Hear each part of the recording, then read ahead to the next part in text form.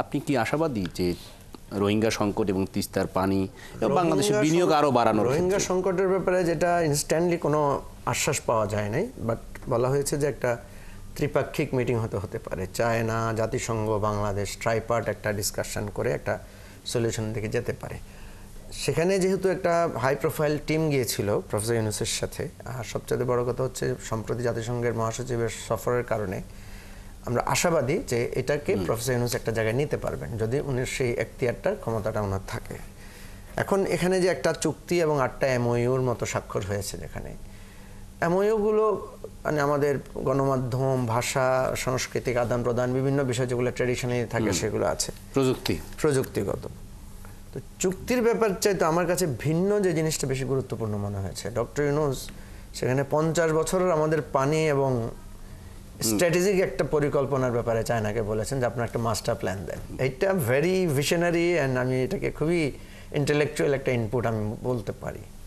আর একটা তো হয়েছে যে $2.1 বিলিয়ন একটা সাহায্য পাওয়ার কথা আসছে। এর বাইরে বাংলাদেশের সাথে চাইনিজদের 9টা চুক্তি আছে অতীতের,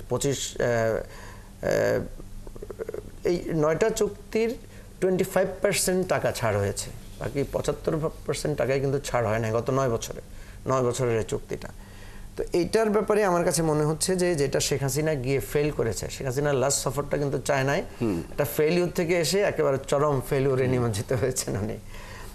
তো প্রফেসর ইউনূসকে কিন্তু তারা সেখানে আশ্বাস দিয়েছেন যে তার সংস্কার প্রক্রিয়ার সাথে তারা একমত, এই সরকারকে সর্বাত্মকভাবে তারা সাহায্য করবেন, এবং এই যে পেন্ডিং কাজগুলো আছে 9টা চুক্তি, দাসের ওই যে আমাদের তিস্তার বিষয়টা আছে, মহাপরিকল্পনা বাস্তবায়ন, দাসের কান্দি ওই যে ইয়ার প্রকল্পটা আছে, তারপর পদ্মার রেল চুক্তিগুলো আছে, এই সমস্ত যে চুক্তিগুলো আছে এগুলোতে আমার যেটা মনে হয় যে এখান থেকে একটা ইতিবাচক ফল প্রফেসর ইউনূস আনতে পারবেন এবং নিশ্চয়ই তিনি আসার পর আমরা।